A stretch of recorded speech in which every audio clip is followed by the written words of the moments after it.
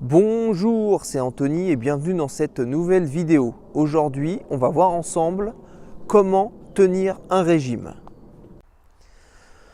Il faut savoir dans un premier temps que le bon régime, c'est celui que vous pouvez tenir. Plus facile à dire qu'à faire, me direz-vous, mais en réalité, ce n'est pas si compliqué que ça. Votre mission principale sera d'éviter la frustration. La frustration va engendrer chez vous une forte dose de stress, ce qui, tôt ou tard, vous fera craquer sur des aliments. En général, ce sera des aliments sucrés. Pour contrecarrer cette dose de stress et cette frustration, vous pouvez occasionnellement vous octroyer un petit repas plaisir qui vous permettra de faire redescendre un petit peu la pression et pouvoir reprendre votre régime là où vous l'avez laissé.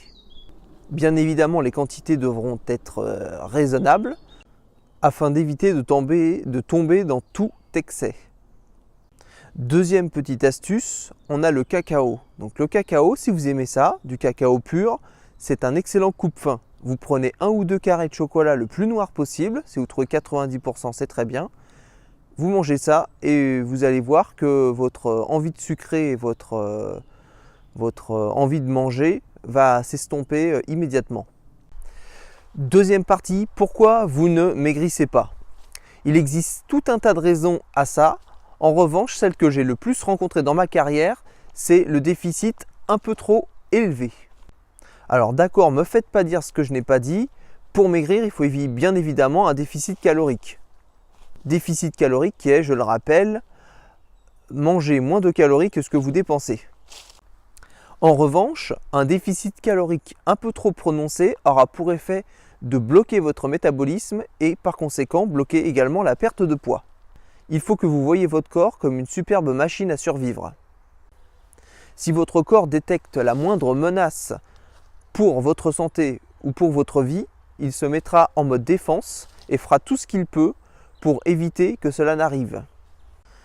J'en reviens donc à la première partie de la vidéo et sur la frustration. La frustration occasionnera un stress sur votre organisme. Un stress, c'est une agression pour votre corps et votre corps va faire en sorte de déjouer cette agression en bloquant votre métabolisme et en vous empêchant de maigrir. Deuxième point, le trop gros déficit calorique. Un trop gros déficit calorique, c'est une agression pour votre corps. Du coup, votre corps, pareil que pour la frustration, va faire en sorte de survivre et du coup bloquer et stocker tous les aliments que vous allez lui donner. Un déficit calorique correct se situe entre 200 et 400 kilocalories par jour. Ça, c'est le premier point. Deuxième point, ne pas supprimer toutes les sources de glucides. Qu'est-ce que j'entends par glucides? C'est-à-dire le pain, les pâtes, le riz, qu'est-ce qu'il y a, les fruits, etc. Trop de gens pensent que supprimer les glucides et supprimer les lipides les fera maigrir plus vite. Sauf que ça ne se passera pas exactement de cette manière. Malgré un déficit calorique se situant aux alentours des 200 à 400 kilocalories par jour, le fait de supprimer les glucides et les lipides sera considéré comme une agression par votre corps et du coup, encore une fois, métabolisme bloqué et perte de poids impossible. La base de toute perte de poids est d'abord une alimentation équilibrée, y compris des glucides et y compris des lipides. Pour maigrir, il vous suffira simplement de revoir à la baisse votre quantité de glucides et votre quantité de lipides, mais en aucun cas les supprimer totalement. Pour conclure, petit récapitulatif de la vidéo. Évitez d'être frustré car ça occasionnera un stress sur votre organisme et vous empêchera de perdre du poids. Deuxième point, ne pas supprimer les glucides et les lipides, juste les réduire. Et troisième point, n'ayez pas un déficit calorique trop élevé. Situez-vous plutôt aux alentours des 200 à 400 kilocalories par jour, ce sera amplement suffisant. Dernier point, il faut que vous conditionniez votre esprit à manger équilibré. Qu'est-ce que j'entends par là? J'entends par là que manger des légumes, pour certaines personnes, c'est très compliqué et tout simplement ils n'aiment pas ça.